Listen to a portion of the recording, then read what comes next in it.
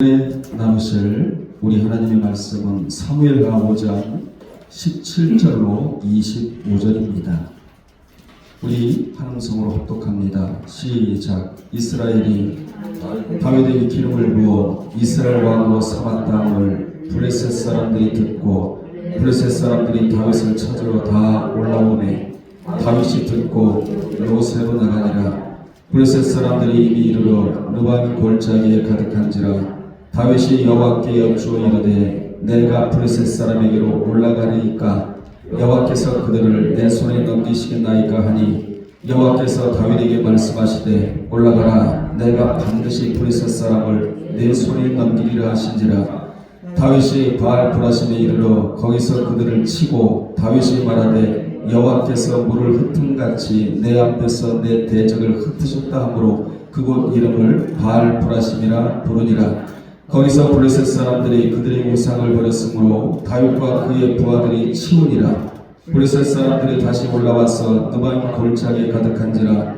다윗이 여호와께 여쭈어 이르시되 올라가지 말고 그들 뒤로 돌아서 뽕나무 숲을 맞은편에서 그들을 기습하되 뽕나무 꼭대기에서 걸음거는 소리가 들리거든 곧 공격하라. 그때 여호와가 너보다 앞서 나아가서 블레셋 군대를 치리라 하신지라. 이에 다윗이 여호와의 멋대로 명령대로 행하여 블레셋 사람을 쳐서 게바에서 게셀까지 이르니라. 아멘.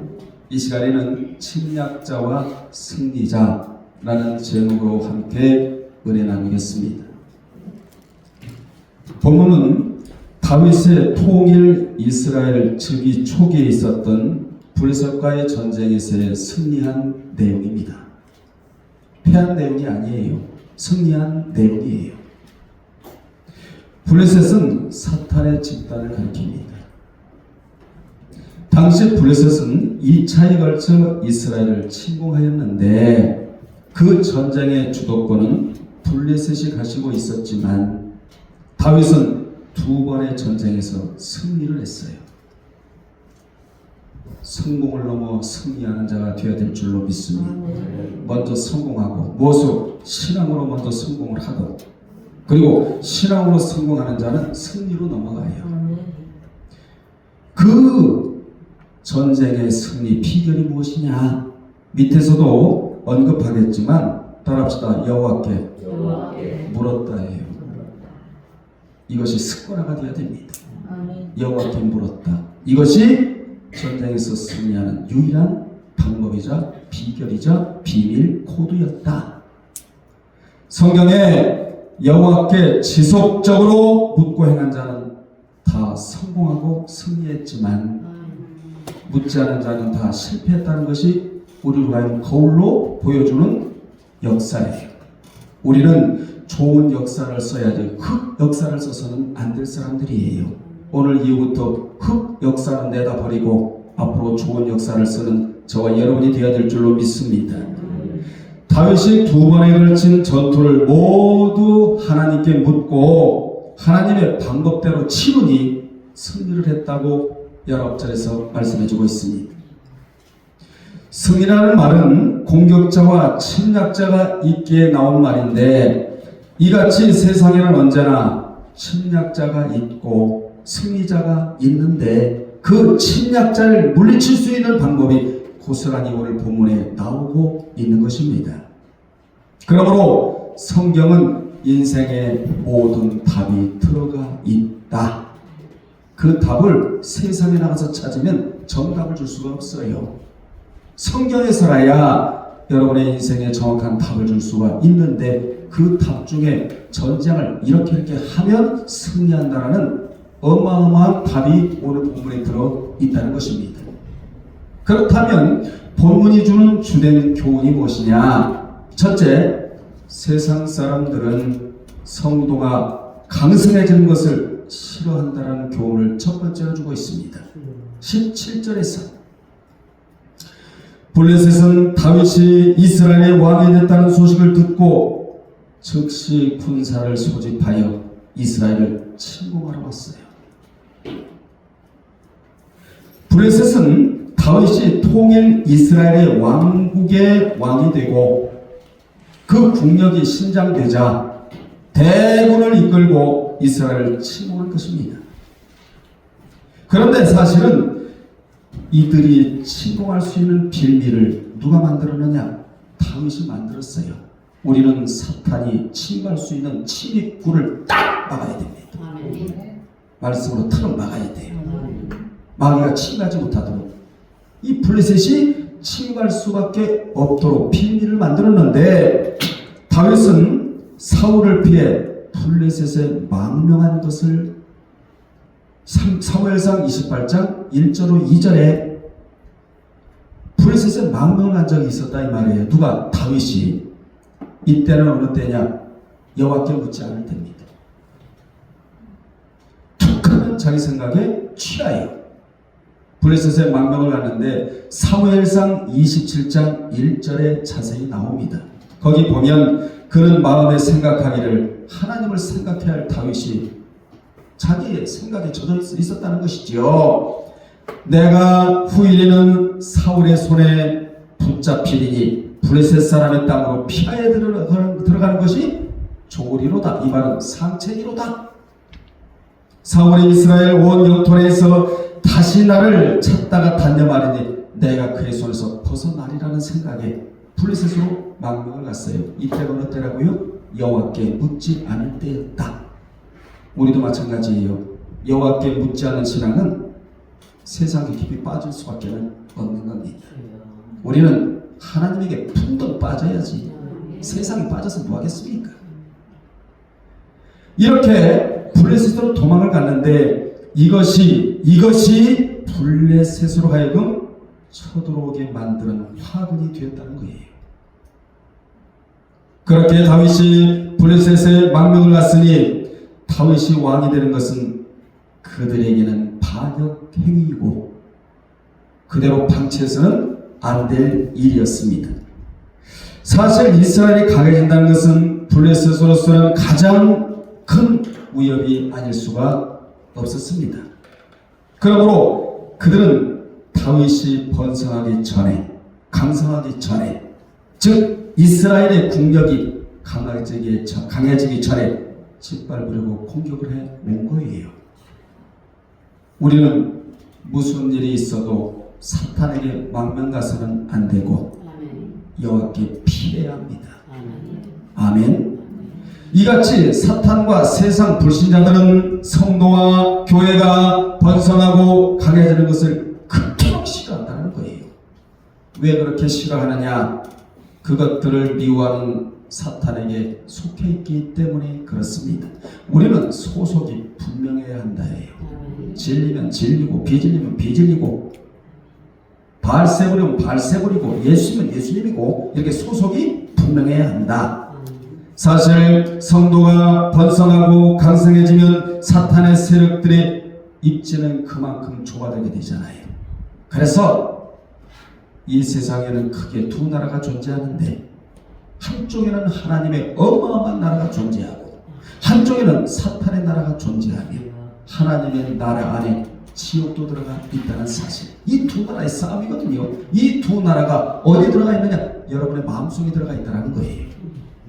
성령의 소욕을 쫓고자 하는 자는 하나님의 나라에 속한 자이고 육신의 소욕에 성령의 소욕에 이끌리는 자는 사탄의 나라에 속한 자고 우리는 하나님 나라가 융성하고 하나님 나라가 건설되고 하나님 나라가 확장되고 더 나아가서 내 안에서 먼저 심령 천국이 이루어지므로 하나님 나라가 건설되는 주역들이 되기를 주의 이름으로 축원합니다. 그러므로 그들은 블레셋 사람들은 성도가 번성하고 강해지는 것을 필사적으로 막으려고 합니다. 사탄은 어찌하든 교회에 흠집을 내고 오늘날의 교회 안에 얼마나 흠집들이 많습니까? 그리고 비난하여 교회가 번영하는 것을 회방하고 성도들의 자신들이 종이 되는 것을 원한다는 겁니다. 우리는 주님의 종이 되어야지. 사탄의 종 노릇해서 뭐 하겠습니까? 이 사탄은 예수님이 공생애를 계시하고자 하실 때 그분을 넘어뜨리려고 유혹을 했어요. 40일을 단식하신 예수님 앞에 가서 식욕과 성욕과 명욕으로 3대 욕망이라고 하는 신앙길을 방해하는, 인생길을 방해하는 3대 욕망이라고 하는 식욕, 색욕, 명예욕으로 유혹을 했어요. 뿐만 아니라 사도 바울이 이방 세계 선교사로 첫 사역을 할 때도 그 사역을 회방한 자는 사탄에게 굳게 사로잡혔던 무당이 방해를 합니다. 그래서 성경은 무당은 죽여버리라고 되어 있어요. 그런데 예수 믿는 사람들이, 무당 찾아가는 사람들이 엄청나게 많습니다. 무당과 함께 망할 자들이, 하나님을 찾아가야지 왜 하나님을 믿는 자들이 무당을 찾아갑니까? 심지어 사탄은 기독교가 이방 세계에서 인기를 얻기 시작하자 유대교도를 통해 그 세력을 막으려고, 기세를 막으려고 온갖 박해를 가했다고 사도행전 13장 45절에서 14장 19절까지 길게 기록을 해 놓습니다. 하나님을 믿는다고, 잘 믿는다고 뻥뻥 큰소리 쳤던 유대교도를 부추겨가지고 복음을 못 전하게 방해한 자들이 사탄이었다는 거예요. 그러면 이 사탄을 물리칠 수 있는 방법이 무엇이냐? 성경 보십시오. 다윗은 블레셋 사람들이 다윗을 찾으러 다 올라오매 다윗이 듣고 어디로 나갔다고요? 요새로 나갔답니다. 당시 블레셋은 다윗이 있는 곳을 정확히 알지 못한 채 이리저리 찾아다녔지만 이곳에 있을까 저곳에 있을까 하고 찾아다녔지만 다윗은 이미 그들의 침공에 대처하기 위해 전력을 정비할 목적으로 안전성이 확보되지 못한 헤브론에 머물지 않고 어디로 내려갔다고요? 요새로 내려갔다는 것입니다. 사탄이 찾지 못하는 것이 어디냐? 요새예요. 따라합시다. 요새. 여기 요새는 외부적 위협으로부터 자신을 보호하기 위해 돌이나 벽돌로 쌓은 안전한 장소를 요새라고 말합니다. 여러분이요, 여기 요새는 이 세상에서 가장 안전한 장소, 여기가 어딘 줄 아십니까? 하나님의 품 안입니다. 하나님의 품 안이 이 세상에서 가장 안전한 장소, 요새.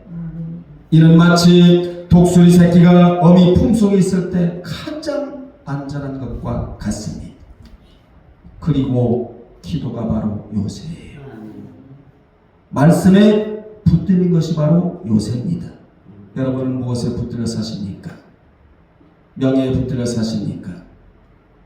무엇에 붙들려 사십니까?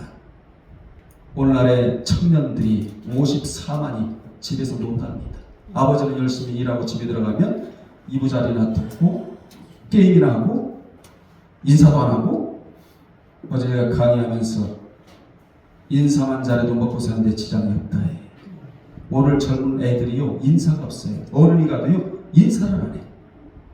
좀 이따 이런 말씀이 나올 건데, 자, 당시 블레셋은 이스라엘의 다윗을 왕으로 삼아 통일을 이뤘다는 소식을 듣고 이스라엘이 군사적으로 강성해지기 전에 다윗을 잡아 처형함으로써 이스라엘이 자신들의 위협적인 존재가 되는 것을 막기 위해 대군을 이끌고 와서 이스라엘을 침공했지만 다윗은 안전한 요새로 내려갔다.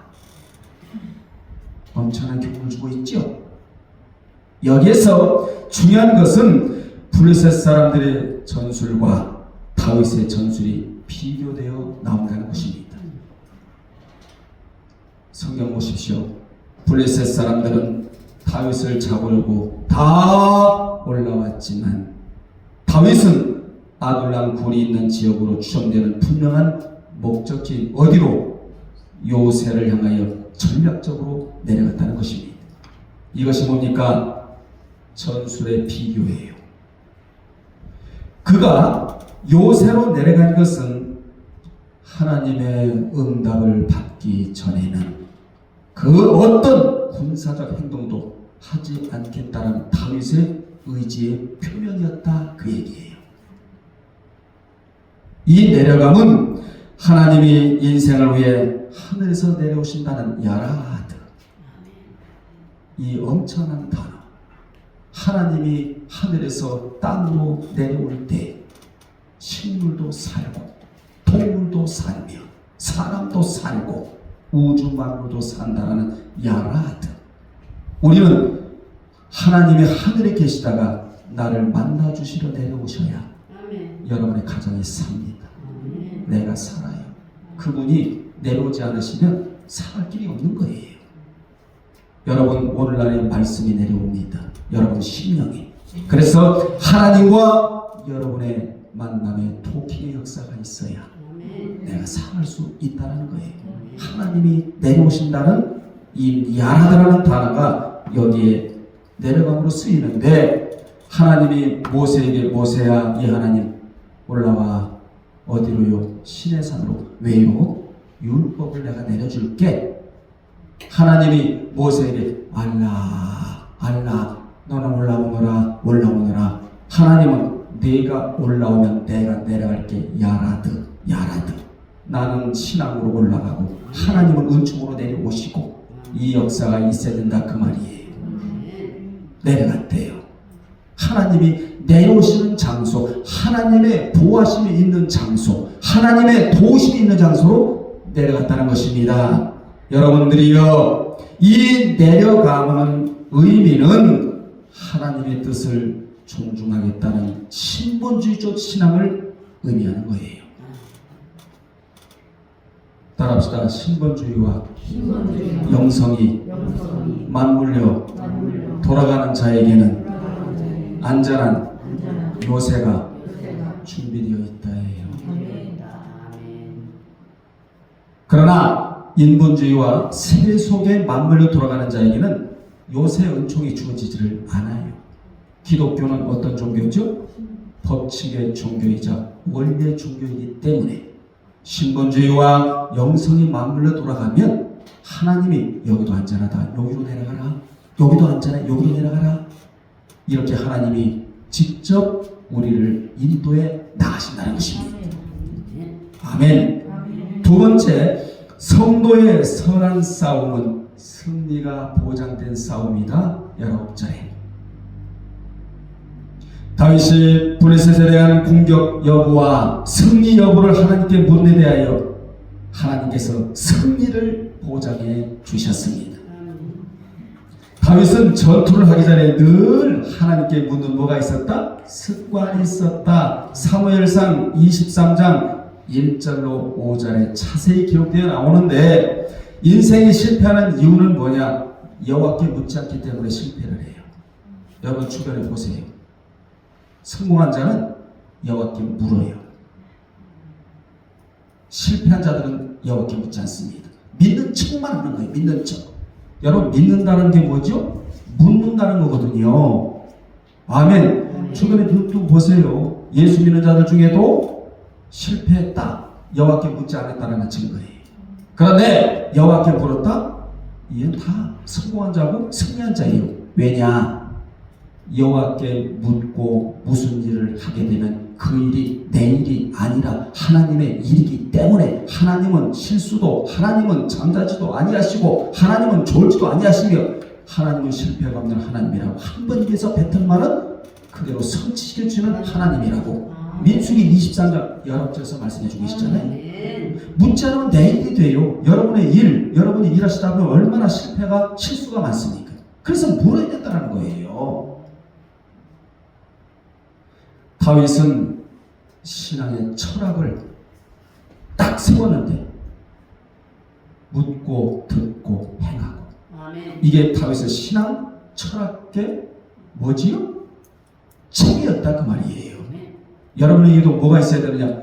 신앙의 철학이 있어야 돼. 철학이. 아멘. 나는 올해 하나님께로부터 철학을 받겠다. 이것도 신앙의 철학이란 말이에요.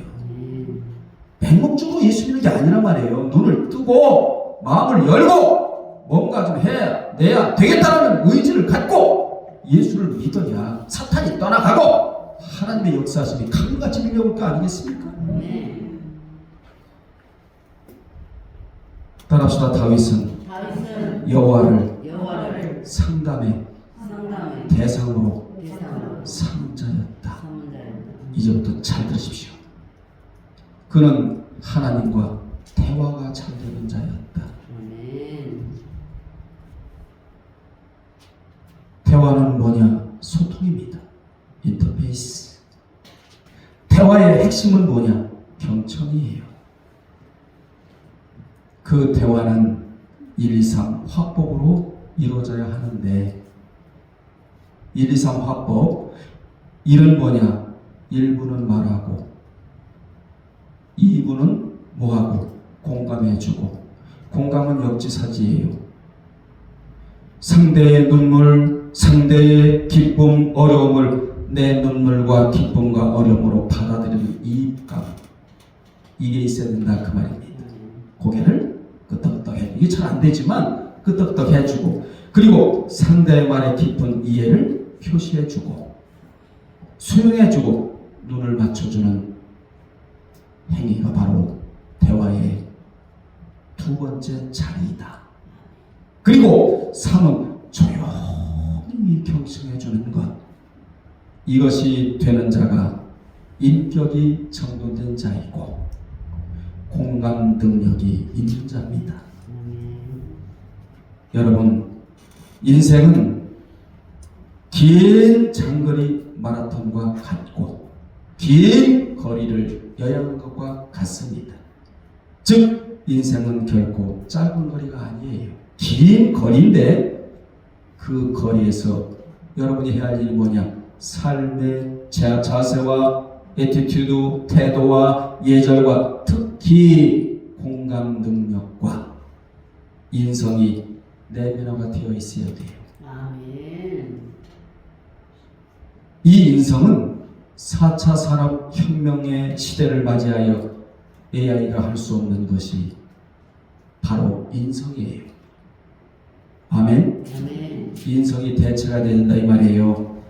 인성, 이거는 AI가 못하잖아요.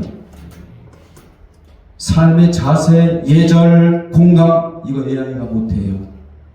마지막 시대를 살아가면서 성공할 수 있는 사람은 AI가 할 수 없는 것을 하는 자다 그 얘기야. 그래서 저는 인간을 변화시키는 데 있어서 여러 가지 요소가 있겠습니다만은 하나는 용어이고 하나는 감정, 난 이거라고 생각을 합니다. 그러면 인성이 뭘까요, 여러분? 인성이 잘된 사람은 무조건 성공을 하는데 인성이 뭘까요?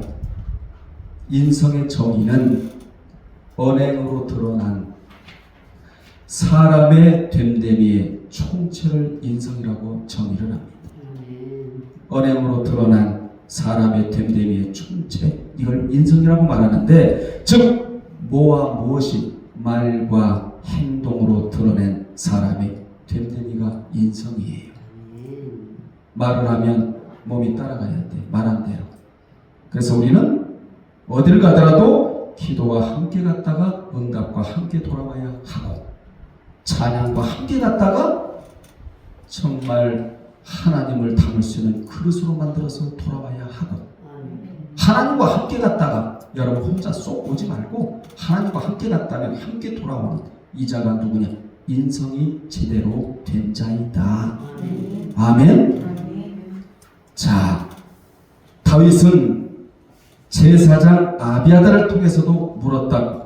사무엘상 23장 9절로 12절에 기록이 되어 있는데, 그렇게 묻자 하나님은 다윗에게 승리를 약속해 주셨어요. 하나님이 승리를 약속해 주셨으면 무조건 승리 아니에요? 본문에 보면 하나님은 다윗에게 이번에도 올라가라. 따라합시다. 이번에도 올라가라. 이번에도 올라가라. 이번에도 물으니까 이번에도 올라가라. 내가 단정코 블레셋 사람을 내 손에 붙이리라. 이렇게 승리를 보장해 주셨다 그 말입니다. 하나님께 묻고 일어난 다윗은 이처럼 승리가 보장된 싸움을 싸웠습니다. 오늘 우리들의 영적 싸움은 더욱 그 승리에 대한 보장성이 확실하다는 것입니다. 왜냐하면 그리스도께서 이미 사탄의 죄와 사망의 권세를 깨뜨렸기 때문이다. 고린도서 2장 15절에. 그러므로 주님은 우리에게 세상에서 너희가 환난을 당하나 뭐하라? 덤벼라. 내가 세상을 이겼노라. 내가 이긴 그 길을 너희도 따라가면 된다라는 거예요. 나는 누리의 발자국이다. 아멘. 그 발자국을 그를 따라가면 되는 거 이탈하지 아니하고 그 자가 무조건 승리한 자예요. 전쟁의 승리는 그 세력의 강과 약함에 좌우됩니다. 아무리 전술 전력에 능한 군대일지라도 무기와 물자와 군대의 규모가 적보다 비교할 수 없이 약하면 이기기 힘들어요. 그렇잖아요. 결국에는 강한 자들이 약한 자들을 이기는 것이 보편적인 예입니다. 그러나 결국 성도들은 하늘과 땅에 절대 권세를 지신 그리스도에게 속한 군사만 된다면 승리가 보장되어 있다는 것이에요. 여러분, 하나님의 보호막. 다윗은 이런 고백을 하잖아요. 내가 하나님 앞에서 머리를 드는 자니이다. 사람은 머리를 누르지만 죽으라고, 하나님은 나를 살리시는 생명 싸개로 싸가지고 다니실 수 있는 분이기 때문에 나는 하나님 앞에서 머리를 드는 자니이다. 이게 무슨 말이죠? 하나님이 나를 안전하게 구원해 줄 자라는 고백을 다윗이 하고 있는 거예요. 여러분의 머리를 사람은 누르라고 하지만 하나님은 머리를 드시는 자니이다. 이런 고백이 여러분의 고백이 되어야 될 줄로 믿습니다. 그렇습니다. 그리스도가 오시기 전까지는 사탄의 권세가 세상에서 막강했었습니다. 그 죄와 사망의 권세를 이길 자들은 여호와 하나님께 선택된 소수의 사람들에 불과했어요. 즉 이스라엘 민족 중 신실한 신앙을 지닌 자들 뿐이었다는 겁니다. 그러나 그리스도께서 십자가 대속 사역을 완수하시고 부활을 승천한 후에는 은혜와 생명과 의와 권세가 이 땅에 왕노릇하게 되었다는 거예요. 여러분, 신앙생활 혼자는 거 아니에요. 여러분 곁에는 권세가 있고 생명이 있고 은혜가 있고 의가 있기 때문에 이것들이 작동하면서 나를 이 자리까지 오게 했다는 것입니다. 이처럼 근본적인 측면에서 볼 때 성도는 승리한 편에 속해 있다는 거예요. 나아가 하나님께서는 성도에게 승리를 약속해 주셨다. 그 약속이 뭐냐? 마귀를 대적하라. 그리하면 너희를 피하리라. 야고보 4장 7절에 이보다 더 귀한 말씀이 어디 있겠습니까? 무릇 하나님께로부터 난 자마다 세상을 이기느니라. 세상을 이기는 승리는 이것이니 곧 우리의 믿음이니라. 요한일서 5장 4절에 이보다 더 확실한 약속이 어디에 있겠느냐 그 말입니다. 그러면 승리를 보장하는 성도들이 지녀할 것이 무엇이냐? 첫째, 믿음을 지켜야 한다는 거예요. 믿음 그러니까 여러분 싸구려 품목 같죠? 믿음은 기초석이에요. 반석이에요. 반석이 움직이던가요? 믿음은 기본이에요. 아멘? 믿음 위에다 덕, 지식, 절제, 인내, 경건, 형제 우애, 사랑을 올려놔라. 공급자가 되라. 사랑을 공급자가 되라. 믿음으로 쭉 올라가면서 사랑을 만들어서 사랑을 공급하는 자가 되라는 거예요. 여기 믿음은 승리를 약속하신 주님의 언약을 굳게 믿고 전진하는 믿음. 이런 믿음이 여러분에게 있기를 바랍니다. 두 번째가 겸손. 여러분, 다윗이 얼마나 겸손합니까? 다윗처럼 매사에 하나님을 의지하고 그분의 뜻을 쫓아야 한다. 이렇게 하지 아니하면 교만병에 들고 말아요. 교만은 뭐죠? 패망의 선봉이다. 거만은 넘어짐의 앞잡이다 이러잖아요. 그러면 사람이 왜 교만해지는가? 자기의 존재를 모르기 때문에 교만해져요. 내 꼬라지를 알면요 절대로 교만할 수가 없습니다. 하나님도 옳게 알지 못하기 때문에 교만해져요.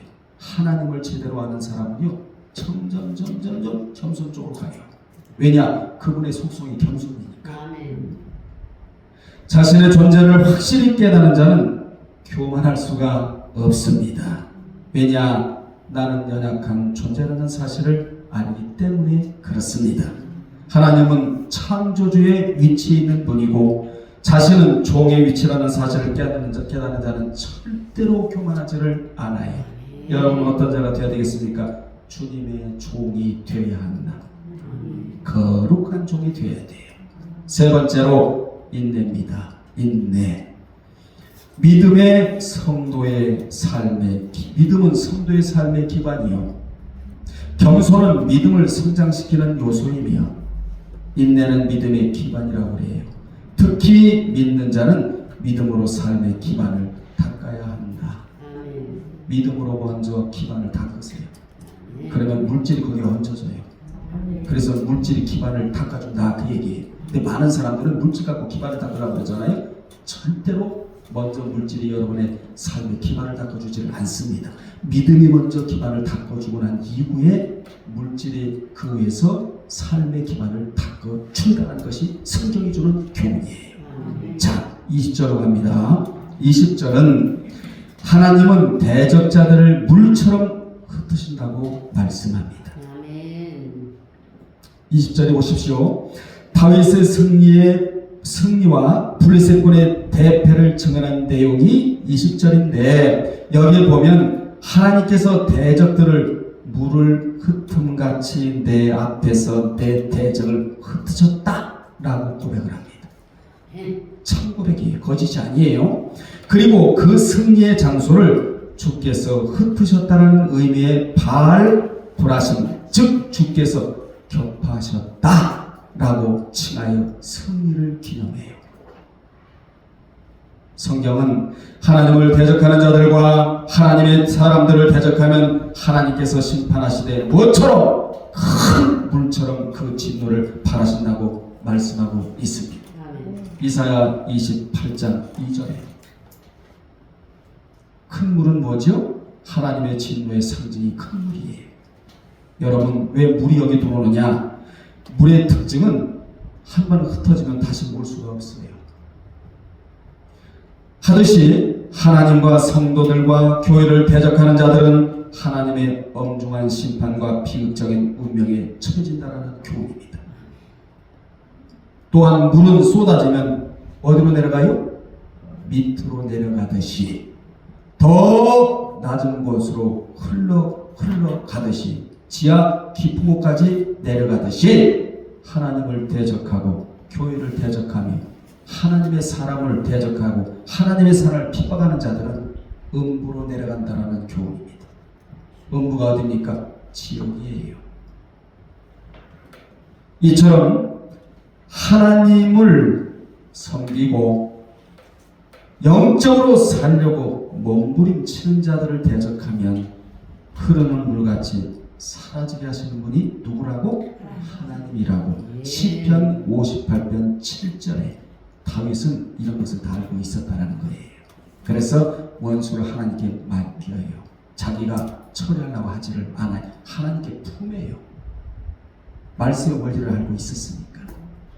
하나님이요, 하나님을 사랑하고 섬기고 그분의 뜻대로 살려고 영적으로 몸부림치는 자들을 박해하고 대적하면 하나님이 가만두지를 않아요. 아멘. 왜냐? 하나님은 그런 자의 편이니까. 우리는 하나님의 전적으로 내 편을 들어주실 수 있는 삶을 살아야 된다 그 말이에요. 아멘. 아멘. 21절은 우상의 허무한 실체를 고발합니다. 분명하게 밝히는데 21절 보겠습니다. 블레셋 군대에게 대성을 거둔 다윗이 그들이 남긴 흔적을 치우는 내용이에요. 오늘 이러한 대목에서 하나님보다 더 사랑하는 흔적 네가 다 치워가기를 바랍니다. 그게 무엇이 됐든지 간에 블레셋 군인들은 그들이 지니고 다니던 우상들을 남겨놓고 퇴각을 했거든요. 이 우상들은 소위 부적 같은 것으로서 몸에 소지하면 행운과 승리를 안겨준다고 블레셋 사람들은 굳게 믿었어요.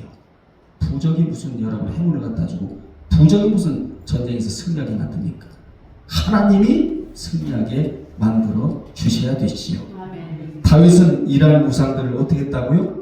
깨끗하게 깔끔하게 치웠다는 겁니다. 아멘.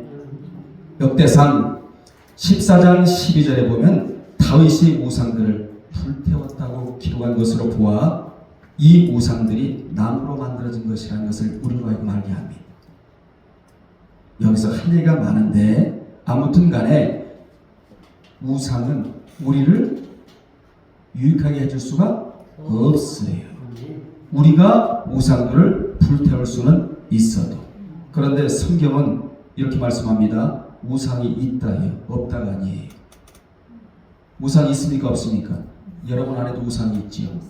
있어요. 인정하라. 하나님의 말씀이에요. 사탄도 있다. 귀신도 있다. 마귀도 있다. 있다. 없다 아니에요. 있다. 인정하라예요. 그런데 인정은 하되 가치는 인정하지 말아라예요. 아멘. 최고의 가치를 하나님에게 두면 하나님이 알아서 하겠다는 거예요. 아멘. 여러분, 이러한 것들이 어찌 인간을 보호해줄 수 있겠습니까? 그것들은 오히려 사람이 보호해주지 않으면요 부서져 버려요. 불에 사라질 수밖에 없어요. 그런데 신명기 4장 28절에 보면 목석의 신을 이들이 섬긴 거 이스라엘 백성들이 세상에 22절로 갑니다. 사탄은 성도들을 넘어뜨리기 위해 끊임없이 공격을 시도한다는 교훈입니다. 22절에 보면 블레셋 군대가 다시 이스라엘을 공격해왔음을 전하고 있는데 블레셋은 이스라엘에게 허망하게 진 1차 전투의 패배를 만회하려고 전열을 재정비하고 더 많은 군대와 빈틈없는 작전을 세워가지고 재차 침공을 했어요. 여기서 주는 교훈은 뭐죠? 사탄은 매우 끈질긴 면이 있다는 것을 우리로 말합니다. 사탄은 지고도 저딴 말 하지 않아요. 또 공격해, 또 공격해. 그래서 말씀이 들었지 않은 자는 어떤 말씀이 사탄을 대적하라. 그리하면 도망가리라. 이런 말씀을 소지하고 있으면 오든지 말든지 말씀으로 쫓으면 되잖아요. 아멘. 이 사탄은 여러분이 천성문에 이를 때까지 계속적으로 공격을 하고 유혹을 합니다.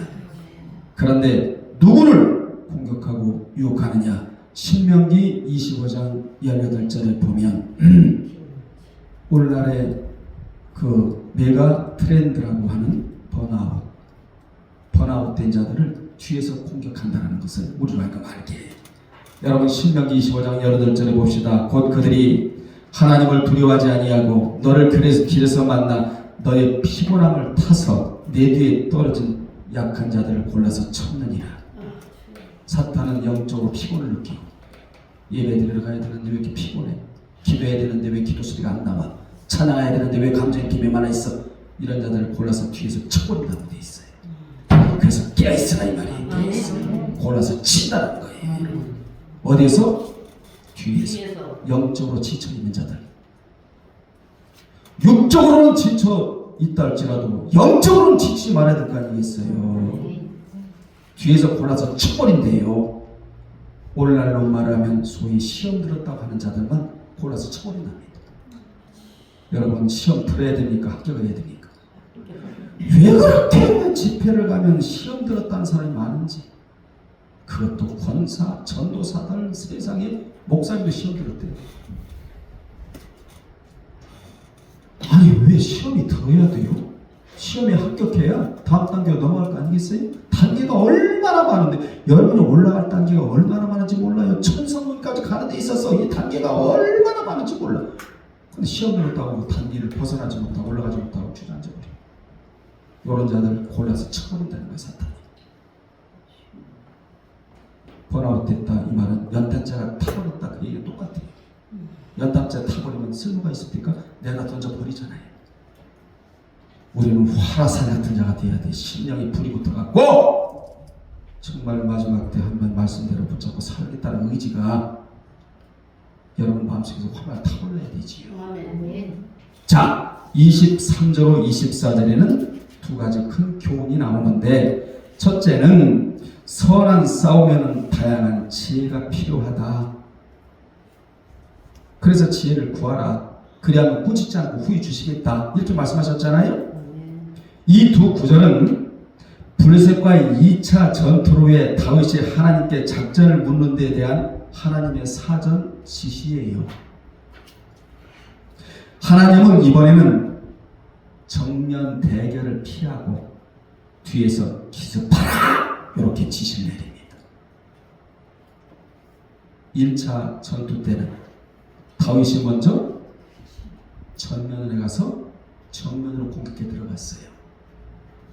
20절에 봐요. 그래서 승리를 했는데 블레셋군은요 소수의 다윗의 군대가 공격을 하리라고는 전혀 예상치 못했어요. 다윗에게는 누가 있었다? 특공대가 있었다. 이 자가 레위기 26장에 보면 백당만 뭐지? 5당 100, 백당만 특공대. 여러분은요 특공대가 돼야 돼. 특공대가 있었어요. 요 몇 사람을 보낸 거야. 정면을 공격할 때 소수의 사람. 그런데 다윗이 정면에서 갑작스럽게 공격하여 오자 혀를 찔려 패하게 됐다 이 말이에요. 1차 공격 때는. 그런데 블레셋은 이번에도 정면으로 오겠지, 전면으로 오겠지 이러면서 만반의 준비 태세를 철저히 갖추고 오기만 해라. 가만두지 않겠다. 이러고 있었는데 하나님은 정면으로 가지마. 우회로 돌아서 뒤서 기습해서 저들의 혀를 찔러. 이게 무슨 싸움이냐? 선한 싸움이다. 하나님의 지시대로 싸우는 싸움은 선한 싸움이다. 이 싸움이 도덕을 이겨야 된다 그 얘기예요. 도덕에 붙잡혀 있으면 신앙을 못해요. 시어머니에게 붙잡혀 있어도 신앙 못하고요. 주님도 못 지켜요. 우리는 말씀에 붙잡힌 바 되어 도덕을 이기고 신앙을 할 수가 있다. 이같이 선한 싸움에도 다양한 지혜와 방법이 필요한데 사탄의 계획에 대해 지혜롭게 행한 사람이 바로 사도 바울. 아멘. 참 여기서 한 말이 너무나 많은데 시간이 없어서 다 못하겠는데, 두 번째, 성도의 선한 싸움에는 하나님의 군대가 앞서서 싸운다. 아멘. 하나님은 다윗에게, 다시 성경 볼까요? 뽕나무 꼭대기에서 걸음 걷는 소리가 들리거든 곧 공격하라. 그때 여호와가 너보다 앞서. 나는 이 말씀을 그렇게 좋아할 수가 없어요. 집회를 가더라도 성령님이 먼저 앞서가셔서 전도 좀 해주세요. 은혜 받을 수 있도록 다 우상의 찌기를 다 물소투지 쏟아버리게 하시고, 여러분 믿음으로 나가는 발걸음, 하나님을 사랑하며 나가는 발걸음, 여호와의 군대가 앞서간다는 사실이에요. 이 여호와의 군대가 앞서가야 이게 마하나임이 되는 거예요. 나는 여호와를 만났다. 마하나임 장소에서 굉장히 중요한 단어가 여기 들어오는데, 그때에 어느 때 뽕나무 꼭대기에서 걸음거는 소리가 들릴 그때에 여호와가 너보다 앞서가서 블레셋 군대를 뭐하리라? 죽이라. 이런 역사가 여러분에게 있어야 된다 이 말이에요. 예수를 믿는다면. 아멘. 여기서 걸음거는 소리는 곧 행군한 군인의 소리를 의미해요. 저건 이 소리를 들었다 못 들었다? 못 들었어요. 누구는 듣고? 다윗은 들었어요. 그러니까 말씀 듣고 안 듣고의 차이가 지느냐 이기느냐 이 차이라는 것이지요. 나무 위로 행군하는 군대가 이 세상에 어디 있겠습니까? 없습니다. 그것은 인간으로서는 도저히 불가능합니다. 그러므로 나무 위로 걷는 군대는 하나님의 천사들을 의미하고 말씀을 의미합니다. 즉 하나님은 다윗을 위하여 천군을 동원하여 하나님이 앞서서 싸우실 것임을 말씀하셨어요. 이처럼 따라합시다. 이처럼 성도들의 선한 싸움에는 반드시 하나님의 군대가 앞서서 싸운다. 지금까지 이기고 오신 것도 하나님의 군대가 여러분 앞에서 싸우셨기 때문에 하나님은 우리 보고 나가서 싸우고, 하나님은 뭘 보내시고? 하나님의 군대를 보내시고 나가서 싸워. 이 자리는 하나님의 군대를 너희 앞에 보내시겠다는 강력한 시그널이다 그 얘기예요. 아멘. 신명기 3장 22절도 나오는데, 하나님은 이스라엘 군대가 가나안 땅을 정복하기 전에 여호와의 군대 장관을 먼저 보냈어요. 여호수아 5장 13절로 15절에 또한 다니엘의 기도 응답을 회방하는 사탄의 군대를 천사장들이 싸워 물리쳐줬다고 다니엘서 10장 10절로 13절에 여러분 앞에는 수많은 천군 천사가 늘 전진하고 있음을 믿으시기를 바랍니다. 그 행진하는 발걸음 소리를 믿음으로 들어야 된다는 거예요. 아멘. 그럼 어떤 고난과 시련이 내 앞에 있다 할지라도 두려워하지 않아요. 아멘. 무조건 전진, 블랙 도어로 무조건 전진하는 자가 되는 거예요. 왜냐? 하나님의 군대가 세요? 사탄의 군대가 세요? 그러니까 승리하잖아요. 아멘. 블레셋이 쳐버리고 다윗의 군대가 이기잖아요. 하나님은 항상 우리에게 피할 길을 예비해 두시고 계신 분이시다. 아멘. 우리는 뽕나무 꼭대기에서 걸으는 소리를 들어야 된다. 이것이 오늘 설교의 요지예요. 자, 결론 내립니다. 25절 보세요. 계명대로 행해야 신앙의 승자가 된다는 교훈입니다. 아멘. 25절 보십시오. 다윗의 완전한 승리인데 블레셋을 게바에서 게셀까지 쫓아냈대요. 그렇다면 다윗의 승리와 형통함의 비결이 뭐냐? 다윗이 여호와의 명령대로 알피야훼 여호와의 명령 따라 행하였다. 아멘. 오늘 말씀 듣고 난 이후에 여러분 알피야훼가 되었다. 아멘. 여호와의 명령 따라. 이렇게 되면 무조건 뭐예요? 승리. 승리. 아멘. 아멘. 예, 여기 계명은 하나님이 정하신 성도의 표준이에요. 요즘에 뭐라고 하죠? 노멀 이런 말을 많이 하잖아요. 노멀 시대 기준이고 표준이고 요즘에 4차 혁명이 기준이고 표준이 되어버렸다.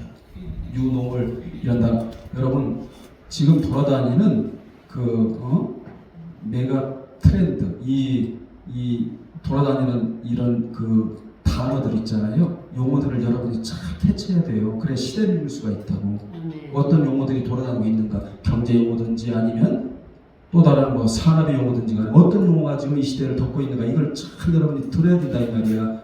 그래 시대에 뒤처지는 자가 되지를 않아요. 아시겠죠? 자, 이 계명은 뭐라고요? 하나님이 정하신 성도의 표준이요. 세상의 절대 진리이며 이 표준과 진리를 지키고 행하는 성도는 만사 형통이에요. 아멘. 여호수아 22장 5절이에요. 여호수아도 이걸 알았기 때문에 가나안 정복에 담대하게 나가서 요단강을 건너고 가나안을 정복할 수가 있었다 이 말이에요. 무슨 말씀? 나보다 먼저 여호와의 군대가 앞서 간다. 아멘. 이걸 알았기 때문에 결론 내립니다. 통일 왕국의 왕으로 등극한 다윗에게 곧바로 시련이 왔어요. 그렇죠? 강국 블레셋군의 대침공이 바로 그것인데 그러나 다윗은 두려워하지 않고 오직 뭐하고 하나님께 묻고 에스크 하나님께 뭐하고 묻고 하나님께 뭐하고 묻고 하나님의 명령에 복종했다. 아멘. 그 결과 블레셋의 침공은 오히려 이스라엘의 힘을 주변에 나타내는 계기가 되었다는 겁니다. 아멘. 바로가 고집 부리면 부릴수록 하나님이 전 세계에 소개되는 거예요. 여러분 이스라엘 쪽은 그늘지고 광명이 있고 그죠? 그늘은 하나님의 품 안을 상징하거든요. 저쪽 애굽은 흑암이고 그래서 애굽은 전부 흑역사야. 이스라엘 쪽은 선한 역사. 이게 달라요. 10대 재앙을 통하여 하나님의 전 세계 그 당시 전 세계에 퍼져나가는 겁니다. 하나님을 보는 분이 아니라 여기도 마찬가지예요. 블레셋이 들어와서 이렇게 공격하는 이 사건은 하나님이 주변에 널리 알려지는 계기가 되었다. 본격적으로 다윗의 왕국에 번성하는 기회가 되었다. 바로 현재 큰 고난이 닥치고 큰 시련의 위기 가운데서도 묻는 자는 승리가 오게 되어 있다. 왜냐하면 사탄을 따돌릴 수 있는 전술이 묻는 자에게 있기 때문이다. 아멘. 확실하죠? 그런 자에게는 따라합시다. 그런 자에게는 주의 보호와 날개와 그늘이 있다 해요. 기도하겠습니다. 하나님 아버지, 아무리 강국 블레셋이 소수 민족인 다윗의 나라를 공격한다 할지라도 다윗에게는 큰 무기체계는 갖추고 있지 않았지만 영적 무기가 있었다고 했습니다. 그 영적 무기가 바로 여호와께 묻는 것이라고 했습니다. 여호와께 물었더니 우리 아버지께서 말씀하시기를 먼저는 정면을 공격했지만 이번에는 정면으로 공격하면 치니 후면에 기습을 하라고 알려주셨다고 했습니다. 아버지 하나님이 우리에게는 안전한 피난처 요새가 있고 우리 아버지께서 우리 앞서서 삶의 길을 앞서가시는 하나님이라 했사오니 이런 말씀들을 귀담아 듣고 믿음으로 받아들여 이 세상을 당당히 살아감으로 승리하는 주역들이 되게 도와 주옵소서. 예수님의 이름으로 기도드리옵나이다. 아멘.